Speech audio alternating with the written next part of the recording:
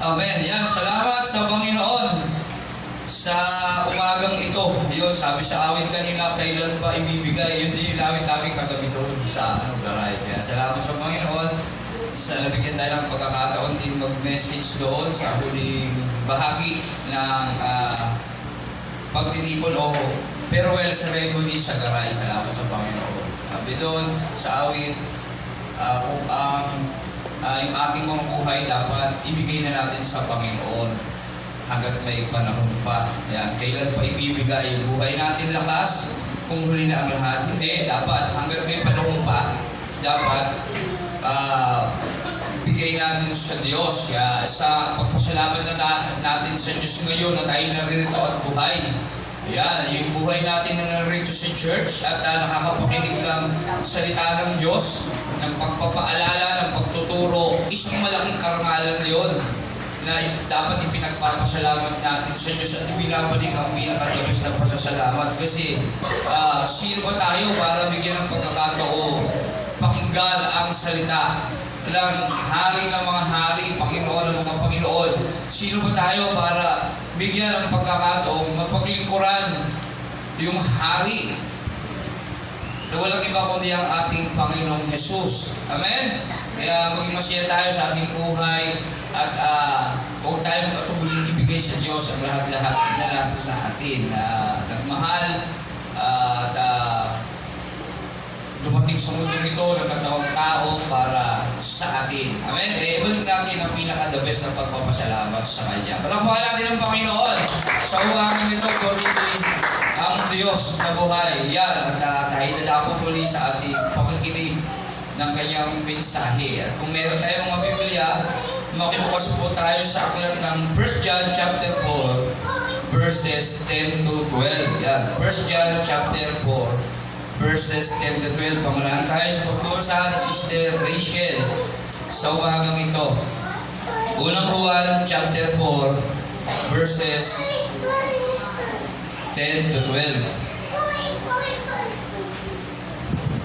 Okay, tayo lahat ay tumayo at tayo'y magbasa ng banal na kasulatan sa unang Juan chapter 4, verses 10 to 12. O 1 John chapter 4, verses 10 to 12.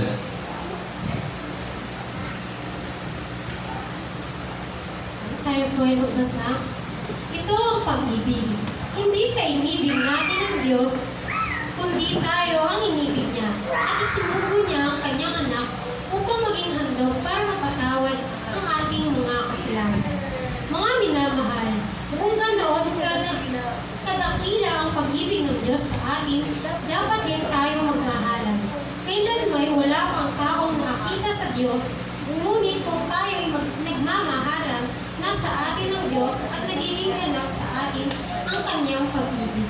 Nalalaman natin na nananatili tayo sa Diyos at siya naman sa atin, sapagkat pinagkalooban niya tayo ng kanyang Espiritu. Amen. Purihin ang pagbabasa ng banal na salita ng Diyos. Tayong lahat ay manalangin. Lord, salamat sa umagang itong muli yung pinadinig sa amin ang bawat kataga ng iyong mga salita sa aklat ng unang Juan. Salamat, Panginoon, isang malaking karangalan na aming ito'y binubulay-bulay, binabasa at pinakikinggan sapagkat, Panginoon, Ikaw ang Diyos at Hari ng mga hari, Panginoon ng mga Panginoon. Purihin ka, Panginoon, sa umagang ito. Ikaw ang may taas na parangalan, pagpalain mo ang bawat taong naririto at lalo na yung mga tao sa palibot na nais din makibahagi at bibigyan pa tulot pakinggan ang iyong banal na salita. Itago mo po sa iyong likuran, Panginoong Jesus, at ikaw ang makita ng lahat ang iyong kabutihan, ang iyong pag-ibig, ikaw lang at wala nang iba. Salamat, Panginoon, pagkabayan mo po kami. Ama, sa pangalan ni Jesus, ang iyong banal na Espiritu, Panginoon, ay lumuko sa lugar na ito at sa bawat taong naririto, sa bawat taong aabutin ng iyong banal na salita. Purihin ka sa iyong lahat ng papuri, pasasalamat, pagsamba sa dakilang mong pangalan ng aming Panginoong Jesus na aming tagapagligtas. Amen. Amen. Palakpakan muli natin ang Diyos. Purihin ang ating Panginoong Jesus. Yan. Yung aklat ng unang Juan chapter 4, verses 10 to 12. Yan, medyo sumobra tayo, nag-13 tayo, pero hanggang 12 lang yun. Sabi doon, ito ang pag-ibig, hindi sa inibig natin ng Diyos. Ito ang pag-ibig, hindi tayo ang umiibig sa Diyos. Kasi sabi nga ng Roma 3, walang sino mang matuwid, wala kahit isa. Yung ating pananalita ay makasalanan. Kaya paano natin magagawang walang naghahanap sa Diyos, walang tao naghahanap sa Diyos, kundi tayo ang hinahanap ng Diyos. Kaya sabi rito, ito ang pag-ibig. Hindi siya inibig natin ng Diyos, kundi tayo ang inibig niya. Kaya tayo yung hinahanap ng Diyos para piliin, para bigyan ng kanyang puso, para naman maibig natin siya. Kundi tayo ang inibig niya at sinugo niya ang kanyang anak upang maging handog para mapatawad ang ating mga kasalanan. Yan, hinahanap tayo ng Diyos at hindi lang yun, sinugo niya ang kanyang anak na si Kristo upang maging handog para mapatawad ang ating kasalanan. Mga minamahal, sabi sa 11, dahil ganoon kadakila ang pag-ibig ng Diyos sa atin, dapat din tayo magmahalan. Dahil ganun kadakila yung pag-ibig ng Diyos, biruin mo. Ang isang Diyos at hari ng mga hari, ipinadala ang kanyang kaisa-isa, bugtong na anak, sabi ron. Ang pinalulugdan, sabi ng Matthew, nung time na pinautismuhan si Jesus, ni John the Baptist, sabi ng Diyos, ito, ang anak kong kinaluluguran, higit kong kinaluluguran. Kaisa-isa at hindi lang yun, kinaluluguran anak, ibinigay niya sa atin. Mga minamahal, dahil ganoon kadakila, kasi ganoon kadakila, pero yung kaisa-isa at kinaluluguran niyang anak na si Jesus, ibinigay niya para sa atin. Kaya sabi rito, kadakila ang pag-ibig ng Diyos sa atin, dapat din tayong magmahalan bilang paalala ng Diyos at itinuturo niya at binibigay niyang kautusan sa atin, dapat tayong lahat ay magmahalan. Kailan ba ay wala pa taong nakakita sa Diyos? Ngunit kung tayo nag-iibigan, nasa atin ang Diyos at nagiging ganap sa atin ang kanyang pag-ibig. Wala pang taong nakakita sa Diyos. Kaya hindi totoo yung mga larawang nakapaskil. Kasi yung Diyos ay Espiritu. Kaya dapat siyang sambahin sa Espiritu at katotohanan. Namumukhaan natin siya, nasasalamin ang kanyang itsura sa pamamagitan ng pag-ibig. Sabi ron, kailan may wala pang taong nakakita sa Diyos? Ngunit, kung tayo'y nag-iibigan, o sa madaling salita, nagmamahalan, sa kasi sabi sa 11, dapat din tayong magmahalan. Nasa atin ang Diyos at nagiging ganap na sa atin ang kanyang pag-ibig. Okay? Hindi lang natin nakikita ang Diyos, kundi pumapa sa atin ang Diyos. Amen? Tama ba? Amen. Yan, palakpakan natin ang Panginoon. Okay, sa dakilang bagay na binigay niya sa atin ang kanyang mensahe. Kaya sabi ng 11, mga minamahal, dahil ganun kadakila ang pag-ibig ng Diyos sa atin, dapat din tayo magmahalan. Kaya ating title sa umagang ito, dapat marunong kaming magmahal o magmahal ka rin. Sabihin mo sa iyo katabi, magmahal ka rin. Ayan mo rin. Balik mo naman sa katabi mo rin, magmahal ka rin. Ayan. Kung mahal tayo ng Diyos at tinanap niya tayo, dapat magmahal ka rin. Amen? Dapat marunong tayong magmahal, puro pag-ibig, yung nakaraan, pag-ibig. Kay Brother Joshua, John 3:16, pag-ibig, may related din dito. Okay? Magmahal ka rin. Key question, paano dapat tayo magmahal? Paano tayo makakapagmahal? Anong dapat natin gawin? Paano dapat tayo magmahal? Yan, 3 puntos lang. Maiksi lang ito eh. Maiksi lang itong ating i-share. Yan. Paano dapat tayo magmahal? Kasi nakasabi doon sa title, kailangan dapat magmahal kami kasi ang Diyos nagmahal sa atin, hindi tayo ang nagmahal sa Kanya, kundi hinalap niya tayo at minahal. At dahil doon, dapat magmahal din tayo. Kaya magmahal kami. Paano dapat tayo magmahal? Ano dapat natin gawin? Una, dapat pag nagmamahal tayo, pangkalahatan. Okay? Dapat pangkalahatan. Hindi isa, kundi dapat lahat. Okay? Hindi dapat tayo may pinipili lang na dapat mahalin. Amen? Kaya sabi ng Bible, huwag mo lang batiin yung mga gusto mong batiin, kundi pati lahat ng mga tao. Okay? Mahalin mo ang iyong kaaway sa madaling salita. Kasi likas sa ating mga tao, kapag tayo'y nagmamahal o gusto natin ng isang tao, may mga kadahilanan lang. Okay? May mga pinupunto lang tayo kung bakit siya mahal ko, kung bakit siya gusto ko laging kausap. Yan. Kaya sabi rito, Kung tayo minahal ng Diyos at dapat din tayong magmahal, paano tayo dapat magmahal? Dapat ang pagmamahal natin, iinuukol natin, pangkalahatan. Hindi sa isang bagay lang, hindi sa isang tao lang, kundi dapat pangkalahatan. Okay? Una na rin, syempre, dapat mahal mo ang Diyos sa buhay mo. Kasi yung unang utos na dapat natin tandaan, ibigin mo ang Diyos ng buong buhay, buong kaluluwa, at buong pag-iisip. Pero bakit ba dapat talagang napakahalaga mahal natin ng Diyos? Okay? Sa palagay nyo kaya, bakit? Kasi sa sarili natin, hindi natin kayang magbago. Tandaan natin yan. Walang taong may kayang magbago gamit ang sarili niyang kakayanan, lakas, karunungan. Okay? Kaya dapat, unang bagay na dapat natin gawin, dapat mahalin natin ang Diyos. Kasi ang Diyos lang ang may kakayahang magbago sa ating mga buhay. Kaya niyang baguhin ang ating isip, kaya niyang baguhin ang ating puso. At hindi lang yon, kaya niyang isama ang ating kaluluwa pagdating lang panahon. Amen?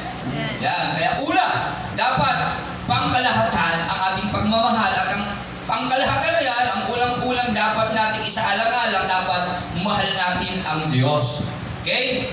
Mahal natin ang Diyos. Ikalawa sa pangkalahatan, mahalin natin yung sarili natin.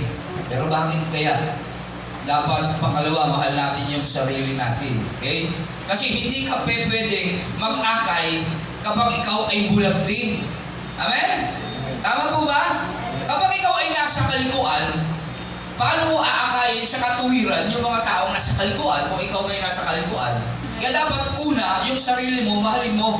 Pangalawa, ang sarili mo, mahalin mo. Una yung Diyos, pangalawa ikaw, ibigay mo yung buhay mo sa Diyos.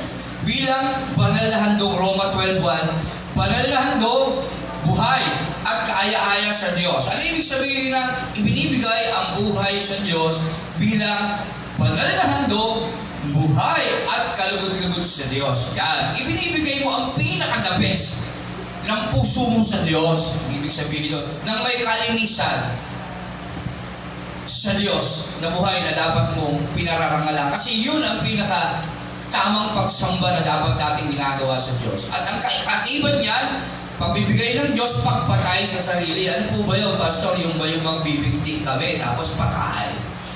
Hindi ganun yun. Baka may gumawa, masama po yun.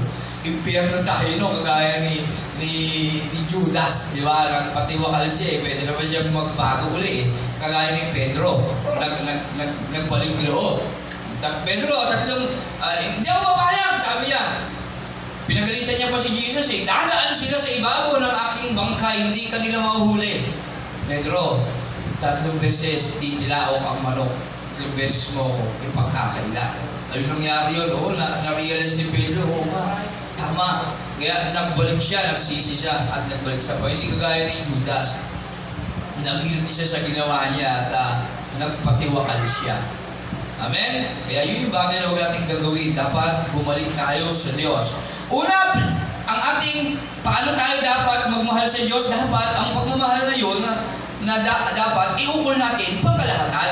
Hindi lang sa isang bagay, hindi lang sa isang tao, sa pangkalahatan sa lahat ng pagkakataon. Una doon sa Diyos. Pangalawa yung sarili mo. Ligtas mo muna yung sarili mo para makapagligtas ka ng iba. Okay? Kaya dapat, gaya ng sabi ni Jesus, yung troso na nasa mata mo, tanggalin mo muna yun bago mo pansinin yung puwing ng iba. Okay? Kaya baguhin mo muna yung sarili mo. Paano? Ialay mo yung buhay mo sa Diyos. Huwag kang magtira. Ialay mo buong buhay, buong puso, buong kaluluwa. Kasi pagka noon, panahon sa Israel, pag naghahandog sila ng mga hayop, pinapatay nila yon. Yung malinis, panganay, puti, walang sakit, malinis. Kaya dapat tayo, yung buhay natin, ikinocompess natin kay Jesus at sinusuko ang lahat, ibinibigay na sa Kanya. At kapag hinandog ng panahon ng isang hayop, pinapatay. Tayo naman, ibig sabihin, tinatanggal na natin yung pag-aari natin sa ating sarili. Yun yung pride. Hindi na tayo ang dapat mamumuna sa atin. Kaya, ang totoong pag-confess, ang totoong pagbibigay ng buhay sa Diyos, may kaikibat yan ng pagbabago sa yung kaisipan, yung Roma 12:2. Yan. Mag-iba kayo. Ang kasunod nun ng pagkukonfess at paghahandog ng Diyos ng buhay mo sa Kanya, mag-iba kayo sa pamamagitan ng pagbabago ng inyong pag-iisip. Kaya ang mga taong tunay na nagbigay ng buhay sa Diyos, may pagbabago ng kanyang pag-iisip. Alam mo ba? Ngayon, ang tanong, may naramdaman na ba kayong pagbabago sa inyong pag-iisip? Roma 12:2. Pakita natin para sa Diyos. Roma 12:2. Oh, 12:2.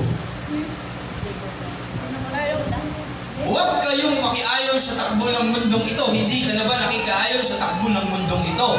Okay?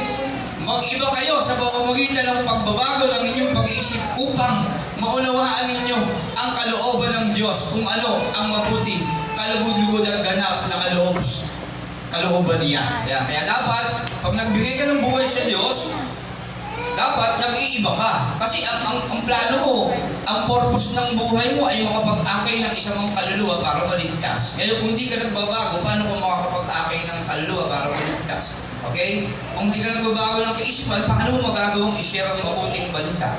Tama? Kaya sabi kanina ng turo sa 1 Corinthians 15, sa dulo, pahalagahan natin yung spiritual nating buhay. Tama ba? 1 Corinthians 15, sa pinakadulo ba yun? Ang spiritual, ang isa-isip ninyo, tama ba yun? 1 Corinthians, chapter 15, 58. Hindi, sa,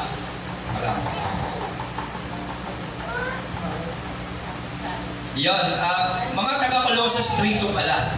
Ang mga bagay na panlangit ang isa-isip ninyo, hindi ang mga bagay na panlupa. Ayan yung pagbabago ng pag-iisip sa Roma 12:2.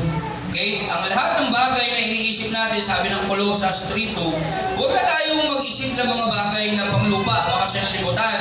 Ang mga bagay na panglangit ang isa-isip ninyo, hindi ang mga bagay na panlupa. Amen? Yan dapat ang ating ginagawa sa ating buhay ngayon. Kapag magmamahal tayo sa Diyos. Pangkalahatan, una, ibigay natin yan sa Diyos. Pangalawa, syempre, yung sarili natin, isipin natin, dapat banal lahat ng buhay muna kalugod-lugod sa Diyos kasi ang purpose ng buhay natin ay go and make disciple. Paano mo i-disciple yung mga taong kagaya mo rin? Tama? Paano mo siya tuturuan kung pare-pareho lang kayo ng leading? Pare-pareho lang kayo ng mga ginagawa. Kaya dapat makita sa iyo ang pagbabago ng iyong pag-iisip para masabi mo sa kanya na mali yung kanyang ginagawa. Kasi hindi mo na ginagawa yun dahil alam mo na ang katotohanan sa buhay mo. Amen? Ayun po ba? Yan, tandaan natin magmahal ka rin. Paano tayo dapat magmahal? Dapat pangkalahatan. At kasama dyan, una sa lahat, ang Diyos. Pangalawa, isaalang-alang mo yung sarili mo muna. Gawin mong bago ang sarili mo na binigay mo sa Diyos, na nilikhang kalarawan ng Diyos upang magamit yung buhay mo bilang pagmamahal mo sa Diyos. Amen? Pangalawa, siyempre, yung kapwa. Yung kapwa mo. Ay, pangatlo, yung kapwa mo. Kaya isipin mo yan. Kasi ang pagpapakita naman ng pagmamahal sa Diyos ay yung pag-ibig sa kapwa. Paano mo sinasabing mahal mong Diyos kung yung kapwa mo na nakikita mo, hindi mo man lang mamahal, hindi mo man lang mabigyan, maalok ng konti tubig, pagkain, o pag may nakikita ka, magbihis ka, at manamit ka, hindi mo naman binigyan ng damit, di ba? Kumain ka, hindi mo naman binigyan ng pagkain, hindi wala rin. Di ba?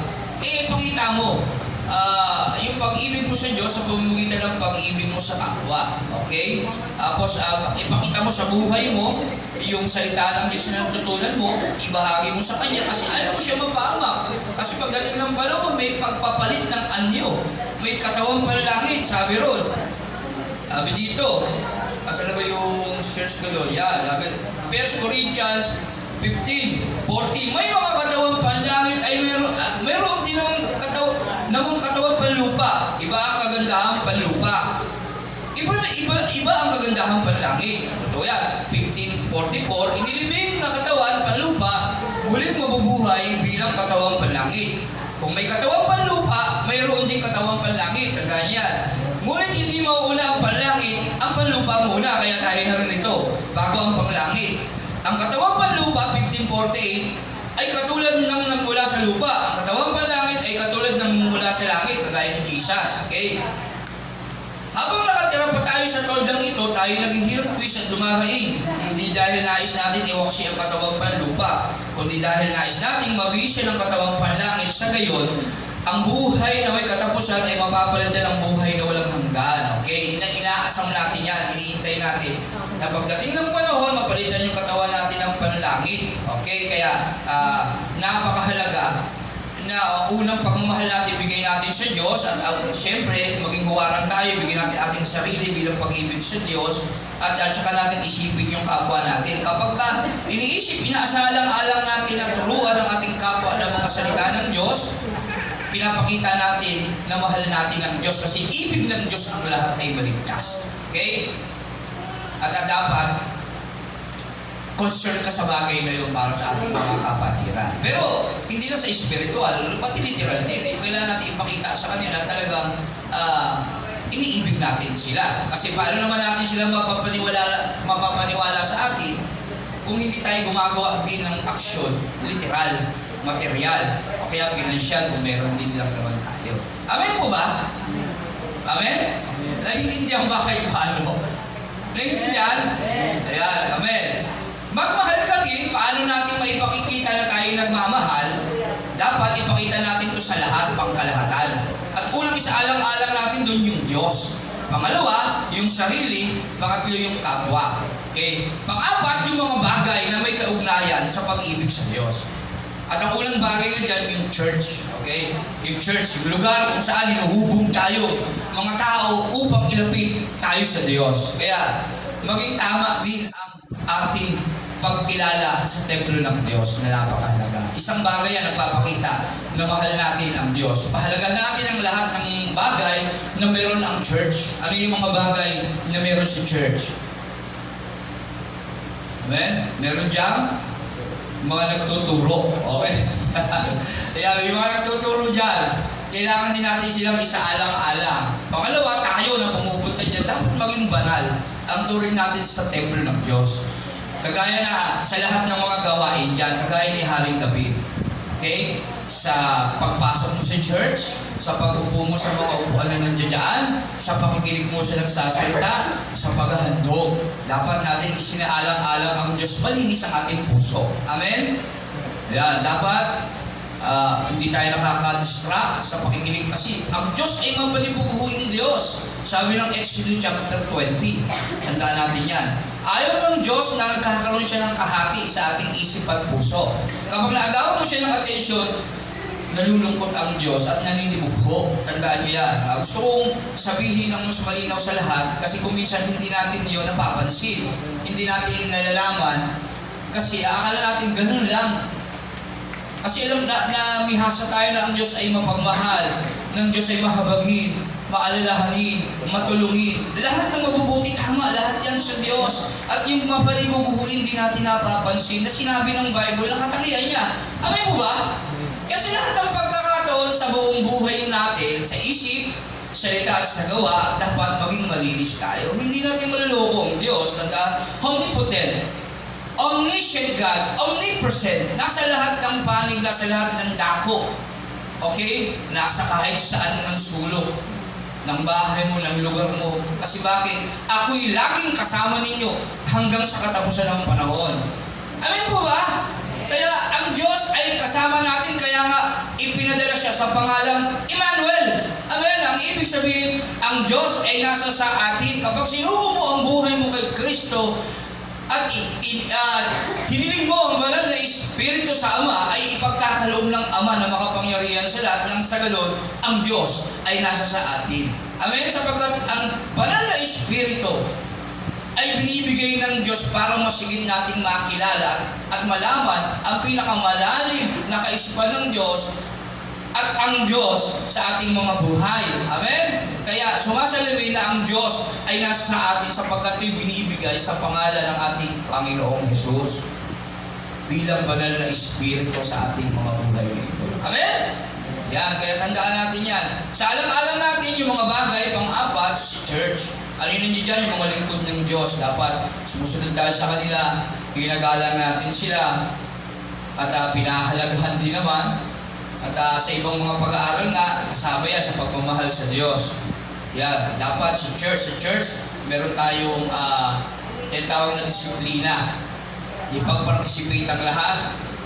Kaya nga sa 1 Corinthians, kapag may kaloob na nagpapahayag ng mensahe ng Diyos na dapat ay manahimik, sabi roon, 1 Corinthians, isa-isa dapat pwede. Kaya dapat gano'n, hindi lang yung pag may nangangaral, dapat nananahimik ang lahat at pinapakinggan ang mensahe ng Diyos. Kasi napakahalaga yan, biruin nyo ang pinaka makapangyarihang Diyos, hari ng mga hari, Panginoon ng mga Panginoon, ay nagsasalita.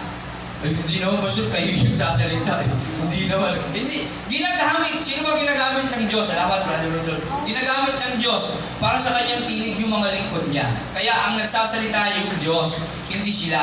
Amen?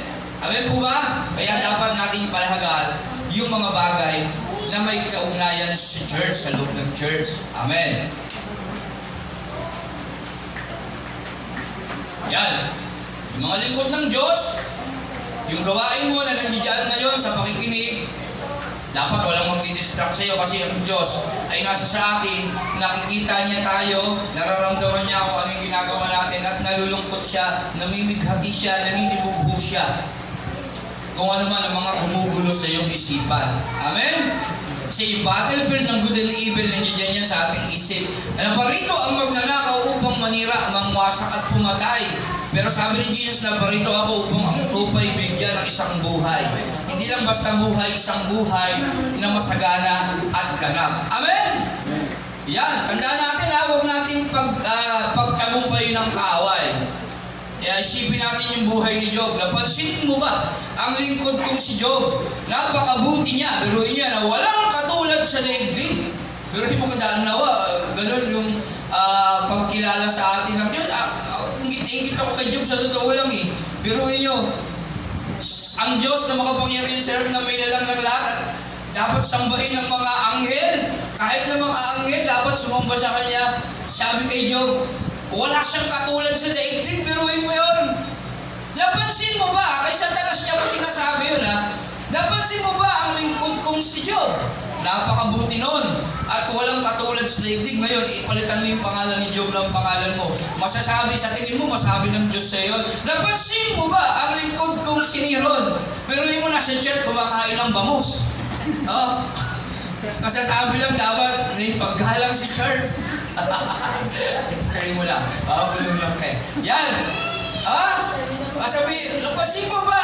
Teka lang. Panginoon, tignan mo, may kinakain yan. Hindi nakapokus. Yung isa dyan, nagsiselfon lang. Oo nga. Sorry. Magsusorry pa ngayon si Jesus sa kanya. Yun ang hindi pwedeng mangyari. Amen? Kaya sabi, dapat siyang sambahin ng lahat ng mga anghel. Sabi kay Jesus Kaya hindi siya pwedeng magsusorry kasi hindi siya nagkakamali. Huwag na natin siyang ipahiya kay Satanas, tandaan natin. Yun ang ibig sabihin doon.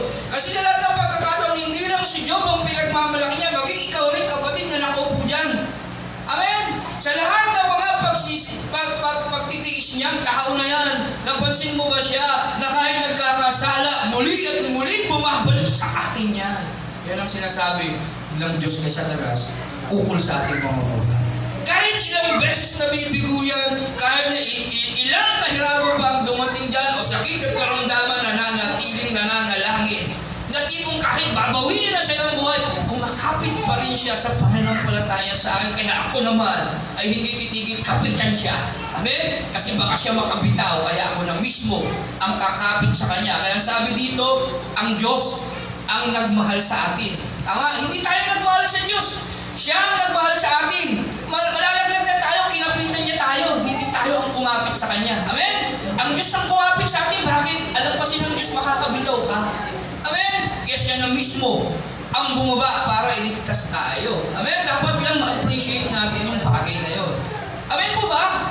Kaya sa pag-ibig sa Diyos, kung paano, dapat pangkalahatan yung pag-ibig natin. Kung magmamahal tayo, kasi magmahal ka rin, dapat pangkalahatan. Una, yung Diyos sa alang-alang mo. Pangalawa, yung sarili mo, ibigay mo muna yan sa Diyos. Para makapagligtas ka man lang ng isang kaluluwa. Kasi kung hindi mo ibibigay sa Diyos yan, napapanggap ka lang. Okay? Magiging troso ka lang sa kanyang mga mata, magiging puwing. Amen? Pangalawa, yung kapwa, ipakita mo na mahal mo yung kapwa mo sa Diyos sa pamamagitan ng action. Kasi si Jesus hindi siya na nahimik eh. Di ba? Love is an action word. May ginawa siya, maging ang Diyos, ipinadala niya yung anak. Dapat tayo rin gumawa. Ipakita natin yung ating kabutihan na katago sa loob. Sabi ng Bible, mga babae, ang inyong kagandahan ay huwag maging panglabas. Diba?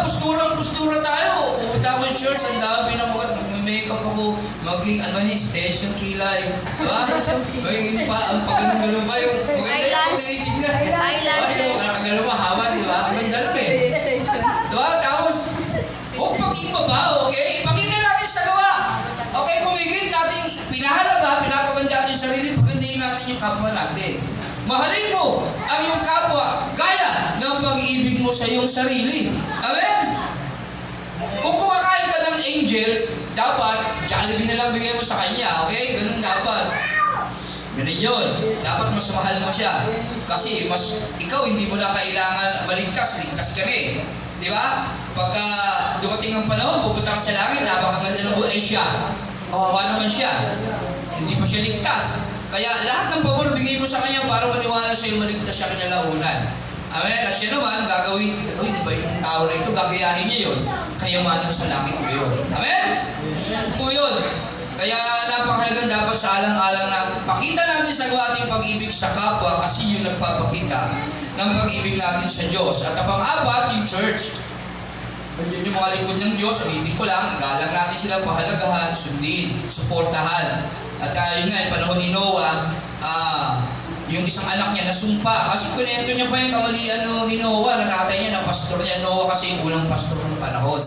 Kasi ginulaw na ng Diyos lahat ng tao.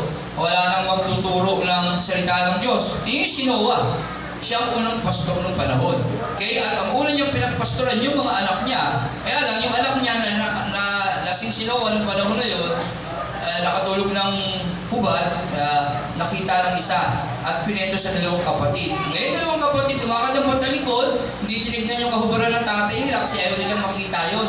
Sabihin, lahat lang ng mabubuti ang tignan natin sa mga lingkod ng Diyos. Yung mga bagay na negatibo, sa Diyos na natin yun, ipanalangin natin sa Diyos. Amen? Lalo na yung sabihin natin sa hindi natin kapananampalataya, ingat po tayo, yun mong ibig sabihin nun. Sinabi sino ba yun? Si Ham. Si Ham, sinabi niya, ikunento niya pa yung nakita niyang negatibo sa tatay niya. Dapat hindi ganon.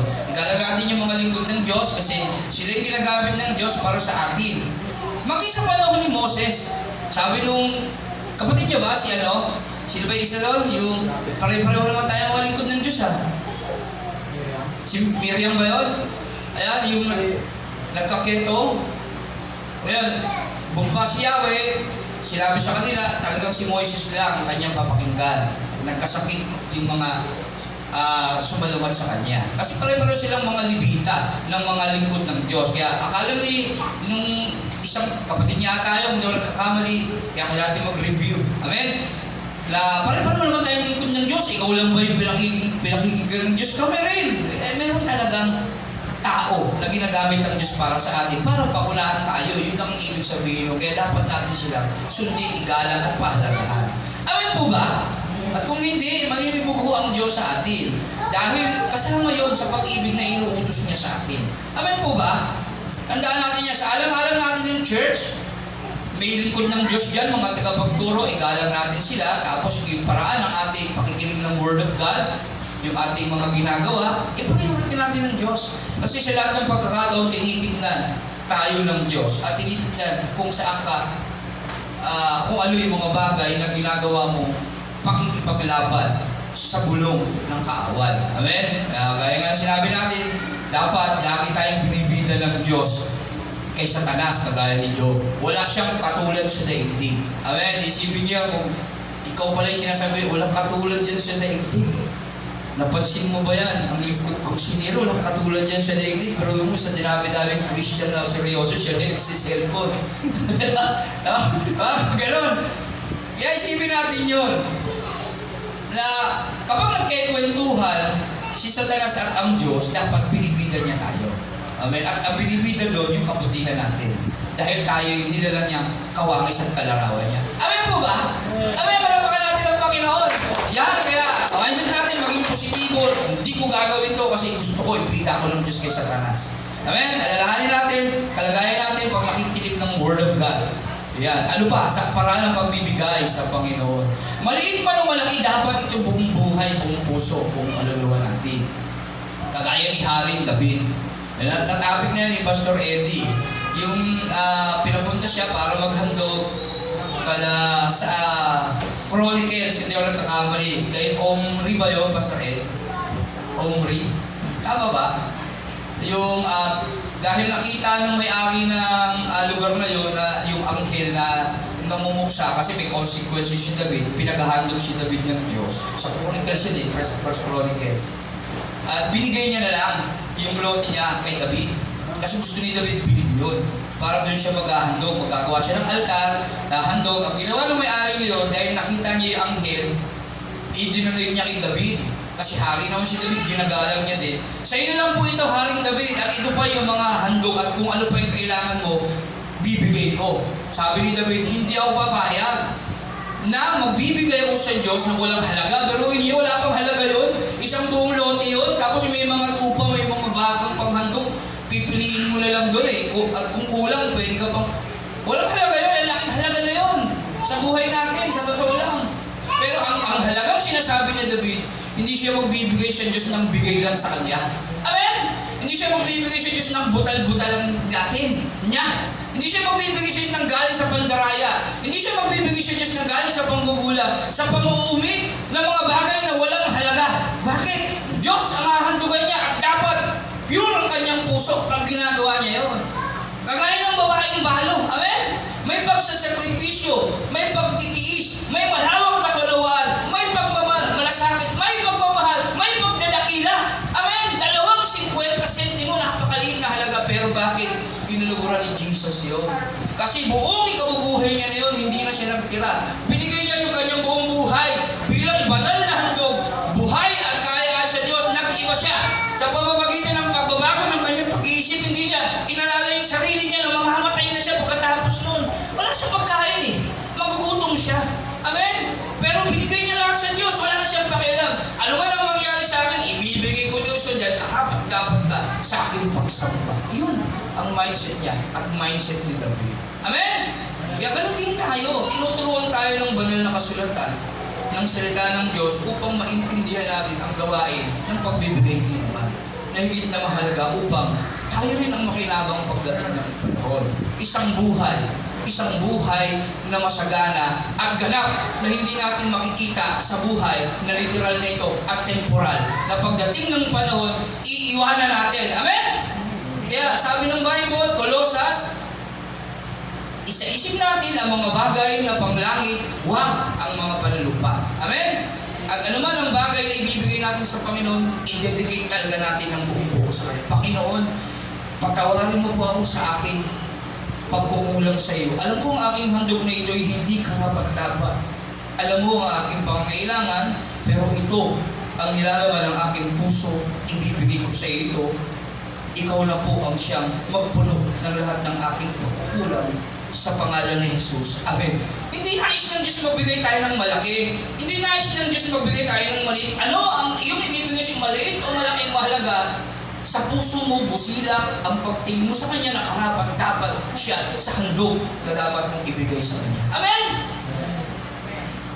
Yan ang nais ng Diyos na makita sa ating mga puso. Yung pusong nagpapakumbaba, pusong nagpapasakop, pusong laging nagtataas at dumadakila sa Kanyang banal na pangalan. Amen? Sa ganung paraan, matututo tayo magbigay ng tama. Mga bagay na dapat nating saalang-alang sa loob ng church na ito. Amen? At iyan ang bagay, isang papakita na dapat magmahal din tayo na pangkalahatan. Una, ang Diyos. Pangalawa, yung sarili natin. Pangatlo, yung kapwa. Pang-apat, yung templo ng Diyos. Amen po ba? Dapat tayo sa ikalawang puntos. Paano dapat tayo magmahal? Pangalawa, may pruweba. Dapat meron tayong ebidensya.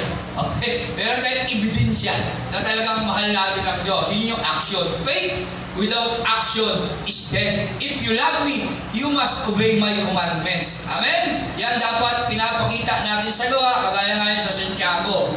Kapag ang isang tao, ang sinabihan mo magbihis ka, hindi mo man lang binigyan ng damit, wala rin, kumain ka at magpakabusog, hindi mo naman binigyan ng pagkain. Wala rin. Yung Santiago 2:17, faith without action is dead. Kaya dapat, kung mananampalataya ka sa Diyos, ipakita mo yun sa gawa. Mag-effort ka. Kasi ang Diyos, sabi ng 1 John 4:10, balik tayo dyan, 1 John, ayun bumalik yun, 1 John, babalikan lang natin yung 1 John 4:10. 11 and 12. Ito ang pag-ibig, hindi siya inibig natin ang Diyos, kundi tayo ang inibig niya at sinugo niya ang kanyang anak upang maging handog para mapatawad ang ating mga kasalanan. Dahil mahal tayo ng Diyos, sinabi niya lang ba ng mahal ko kayo? Tapos tumahimik na siya? Hindi. May ginawa siya. Isinugo niya ang kanyang anak. Okay? Kaya love is an action word. Kaya tayo, kung paano mamahal natin ng mag-action din tayo.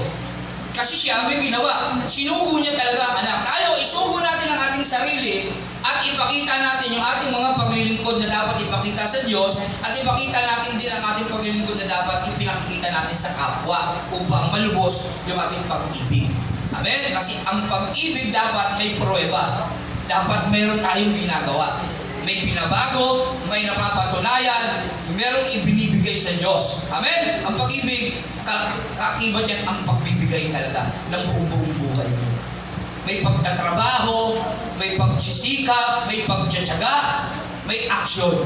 Amen? Kaya, pangalawa, kung paano natin may pakita ang pagmamahal din natin sa Diyos, may pruweba. Ipakita natin yung pinakadabis na pruweba na magagawa natin sa Diyos. Amen? Sa ating mga buhay na ito. Okay? Pangatlo, at pangwakas. Pagwawakas, mabilis lang tayo. At ang lahat ng mga bagay na yan na pinag-uusapan natin ngayon, pangkalahatan, may ebidensya ka dapat, may pruweba. Dapat yan, pangatlo, gagawin natin yan pang walang hanggan. Okay? Dapat sa habang panahon na nararito tayo, huwag tayong magsawang gumawa ng mabuti. Amen? Kasi pagdating ng panahon, tayo rin ang aanin nito. Amen? Hindi lang yan ngayon, kasi maraming mga Christian na-bless ako sa pagtuturo ni Pastor. O kaya, na-bless ako sa pagpupuri, umiiyak. Tapos, bless na bless talaga siya, parang ang bait. Kaya, naramdaman niyo rin, naranasan niyo, parang ang bait-bait ko nung pumunta ka ng church. Parang hindi ka makapagkakasala, sa totoo lang. Pag uwi mo sa inyo, patay tayo dyan, yun na naman. Nawala ka na. Okay? Dapat hindi ganoon. Hindi ngayon lang, hindi ngayong oras na ito. Dapat pang walang hanggan, pang habang panahon. Kahit nandito pa tayo sa mundo na merong hangganan. Amen? Dapat yung pag-ibig natin ngayon, pang walang hanggan, huwag natin kalilimutan. Yung eksena na ginawa ng Diyos sa atin. Madali tayo nakakalimot, nagkaka-amnesia tayo eh. Sabi ng Bible na patunayan na ninyo ang aking kapangyarihan. Kasi lahat ng bagay, pinatunayan na ng Diyos sa atin. Sa yung buhay, nang nalalamin ka ako sa totoo lang nung nakaraan, sunod-sunod na problema yung dumating sa amin ng aking pamilya. Naubusan kami ng budget, wala na nga kaming bigas, pampaling ulam bigas sa bahay. At hindi lang yun, nagdatingan yung mga bills, yung mga si Judith, yung best friend ko si Judith, na-miss ako. Yan na yung mga date po, patay tayo nito. At hindi lang yun, ang isa pong bagay na bigat ng kalooban ko, umuwi si Niron, naiwanan niya yung cellphone niya sa Evergreen.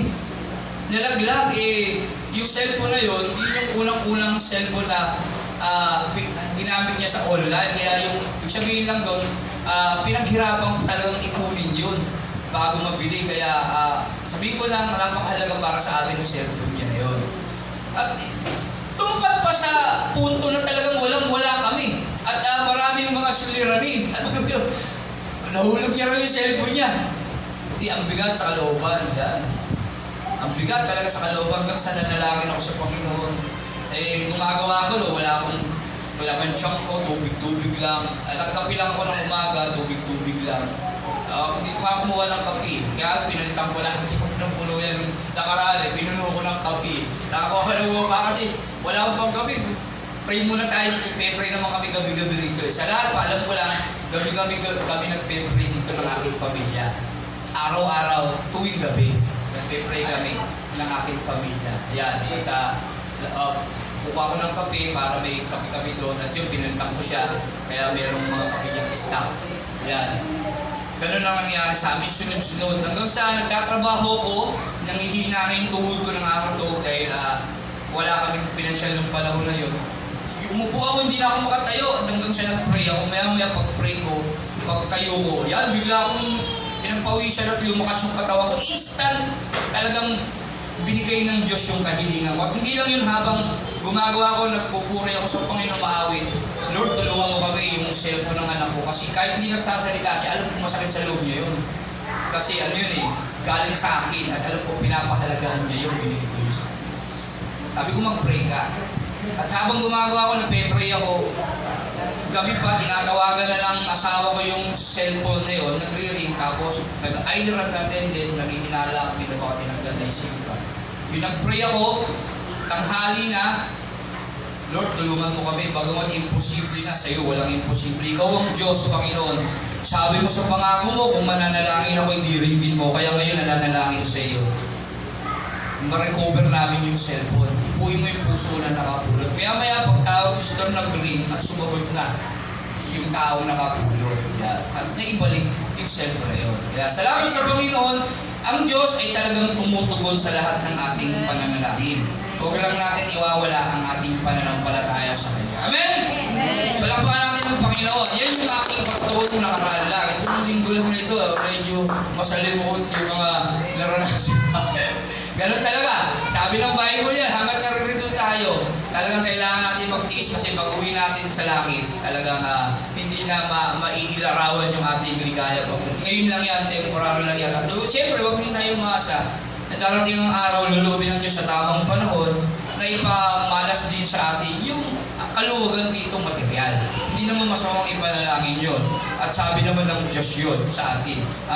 Ipagkakaloon. But seek ye first the kingdom of God and His righteousness, and all these things shall be added unto you. Huwag lang natin mawalaan ng Diyos. Magpasakop lang tayo sa Kanyang paghahari. Amen? Yan. Kaya yun. Salamat sa Panginoon. Kaya ang ating pag-ibig na dapat ibinabalik natin sa Panginoon at kung paano dapat tayo magmahal, dapat dapat una pangkalahatan sa lahat, sa Diyos, sa sarili, sa kapwa, sa church, sa templo ng Diyos. Pangalawa, dapat ipinakikita sa gawayan, kaya dapat tayo maging agresibo sa ating buhay, spiritual. Pangatlo, dapat panghabang panahon, hindi lang ngayon, mabait tayo. Dahil na-bless ka, hindi lang ngayon, kundi dapat bukas din. At hindi lang dapat bukas yan. Dapat sa makalawa din. Okay? At hindi lang dapat sa makalawa yan, sa susunod pang mga buwan, sa susunod pang mga taon, hanggang sa salin lahi mo. Dapat nagmamahal ka rin sa Panginoon. Amen? Para maipasa mo rin yung pagmamahal na yun sa iyong mga salin lahi. Okay? Tama po ba? Kaya ang ating pagmamahal dapat pang walang hanggan. Ayan kung paano tayo dapat magbalik ng pagmamahal sa Diyos. Yan kung paano dapat tayo magmahal ng tunay sa Diyos na may galang sa ating mga buhay na ito. Sa Diyos na nag-aksyon ng Kanyang pag-ibig sa atin, nang bigay ng Kanyang kinaluluguran na anak na si Kristo, na lubos niyang pinakamamahal, inalay niya sa krus, biruin niyo yun pinako sa krus, sumigaw, nahirapan, pinagpawisan, nabigatan, kinutya, nilait. Ginawa niya yun at nakikita, pero yung anak mo nga subukan mong makita mo sa labas, inaaway ng mga bata. O kaya binabatok-batukan ng mga kalaro niya. O kaya pinapagalitan ng ibang nanay. At nakita mo yung sistema na hindi naman may kasalanan yung anak mo. Ano yung gagawin mo? Hindi ka ba kikibo? Malamang kung wala kang pasyensya, awahin mo yun kasi anak mo yun eh. Tama? Yung Diyos, biruin niyo yung anak niya na lubos niyang pinaluluguran at pinakamamahal niya. Pinabuhat niyang malaking troso. Ano ba, habang pinabuhat ni Jesus yung malaking troso niya, sinisipa siya, natural pag may buhat ka ng mabigat, natutumba ka. At habang natutumba siya, kinukutsa siya, binabatukan pa. Hulaan mo kung ang feeling ng tatay nun sa tingin nyo? Hindi kumibo yung totoo, hindi kumibo ang Diyos. Hinayaan niya yun. Bakit? Habang tinitignan niya anak niya nasasaktan, tinitignan niya rin tayo na masusulog sa impyerno. Amen? At hindi niya malulubos maisip na mangyayari sa atin yung kaya yung anak niya pinaluluguran, isinakritis niya para sa atin. Amen? Kaya nga kwento nun, sa Bible school ng isang pastora na pinakinggan ko doon, parang in-example niya, para tayong iluluto sa kawa na walang tubig. Di ba yung kawa, ano yan aluminum yan Kapag nilagay ka ron at nilagay na ng apoy, ang init doon, tutuklap. Dahil mahal na mahal tayo ng Ama natin, lahat tayo nandoon, humiga siya sa kawa ngayon. Pag ganun yung kawa humiga siya ron. At tayo, dinakot niya at nilagay niya sa kanyang dibdib para hindi tayo masunog. Ganon yung ginawa ni Jesus sa atin. Siya ang naging sapi natin sa kawa para hindi tayo masunog. Amen? Kaya dapat natin ma-appreciate yung bagay na yun. Habang binubugbog, pinahirapan yung anak niya, si Jesus sa cross, tinitignan niya tayo. Kaya niya natiis yung anak niya pinakamamahal dahil hindi tayo matiis ng Ama. Amen? Ganun tayo kamahal ng Ama. Kaya niyang ibigay yung pinakamamahal at lubos niyang kinalulugdan para maligtas lang tayo. Sa lawa lang nagliliyom na supre, yun yung pangalawang kamatayan na hindi natin dapat puntahan. Na pangarap ng Diyos na pagdating ng panahon, hindi tayo mapunta rin kundi sa kanyang kaharian upang magpuri sa kanyang dakilang pangalan. Amen? Amen. Palakpakan natin ang Panginoon. To God be the glory. Ang Diyos na makapangyarihan, may-ari ng lahat ng bagay, gumawa sa lahat na daigdig na ito, nagbigay ng buhay, nagbigay ng anak. Pinapangarap na ikaw, kapatid, na nabubuhay sa mundong ito ay makasama niya pagdating ng panahon. Kaya isa lang ang nais ng Diyos, ang paghariin natin sa ating mga buhay at puso, si Jesus. Si Jesus. Si Jesus na tanging solusyon at dahilan upang makapasok tayo sa buhay ng Ama na makapangyarihan sa lahat. Kaya, huwag tayong bingihan, huwag natin takpan ang ating mga mata sa kanyang mga banal na salita na hinahayag ng mga lingkod niya na nabubuhay sa mundong ito na walang ibang nais kundi sumunod. Siya nag-uutos sa kanila na walang iba kundi ang Diyos. Nila Pablo, nila Pedro, nila Santiago, nila Isaias na walang ibang sinasabi kundi ang ating Panginoong Jesus na dapat natin tanggapin sa ating mga buhay. Amen? Ang Panginoong Jesus na naging tao, na buhay at banal na Diyos na naging tao para sagapin tayo. Para pagdating ng panahon, iharap tayo sa Ama. Pasalamatan natin siya, appreciate yung kanyang ginawa. Walang Diyos na kayang pumantay sa kanya. Walang Diyos na kakayang magligtas sa atin maliban lang sa ating Panginoong Jesus. Ako ang daan, katotohanan at ang buhay. Walang makapupunta sa Ama kundi sa pamamagitan ko. Ang Diyos na yan, nagbigay ng buhay para dalhin tayo sa Ama. Nagbigay ng sakripisyo ng buhay niya sa krus para hindi tayo mapunta sa impyerno na dapat hindi natin puntahan balang araw. Amen? Nawa, napagpala tayo sa salita ng Diyos sa kabuuan. Colossus 3:23. Sabi doon, ayan, patuloy yung ating uhog. Yan. Colossus 3, chapter 23. Sabi doon, anuman ang iyong ginagawa, gawin ninyo ng buong puso na parang ang Panginoon, kayo, sa Panginoon kayo naglilingkod at hindi sa tao. 1 Corinthians 10:31.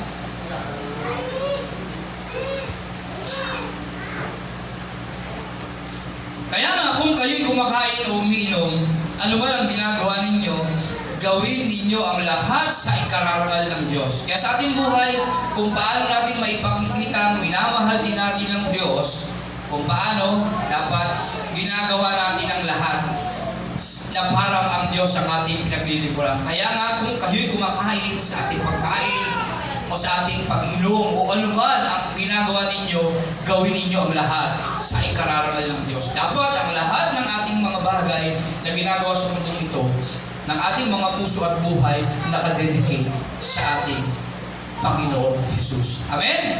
Palakpakan natin ang Panginoon. Salamat sa kanyang buhay at banal na salita na ating pinagsalusaluan. Lahat tayo tumayo, tayo umawit ng parangal at papuri sa Diyos. Yan. Pasalamatan natin ng Diyos sa kanyang buhay at banal na salita.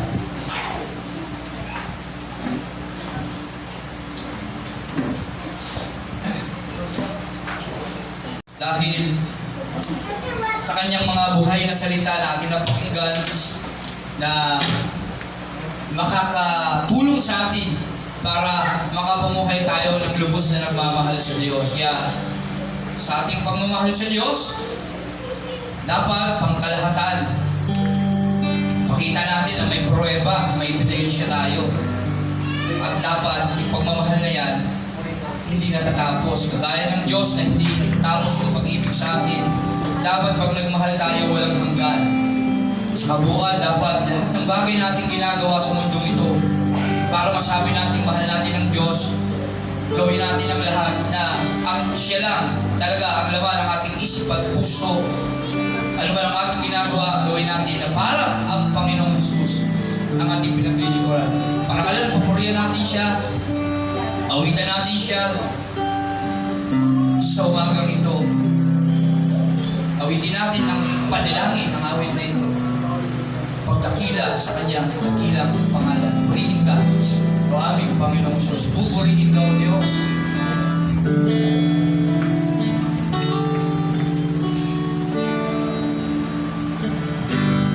Pupurihin ka, O Diyos. Ang aming aray, Panginoon, ay pagsamba. Hallelujah. Purihin ka, O aming buhay at banal na Diyos na aming nakilala sa aming buhay ngayon. Ang iyong kaluwalhatian at ang iyong karangalan, Panginoon.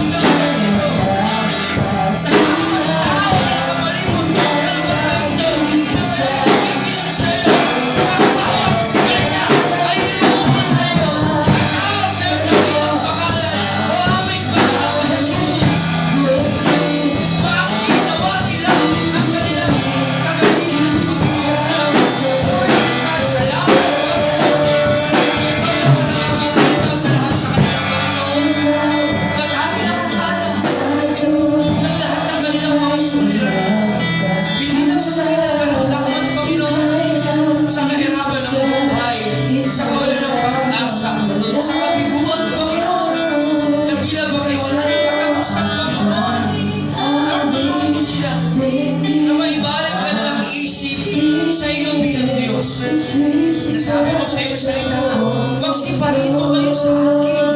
Kayong lahat na nabibigat ang lupa, at kayo ay aking pagpapahin. Panginoon, kami sa iyo'y dumadalangin. Sa bawat isa sa amin, sa bawat mga tao, Panginoon, abot ng tinig na ito, na dumarating, Panginoon, na sila ay sinusubok sa buhay, Panginoon, kawalan ng pinansyal, mga problema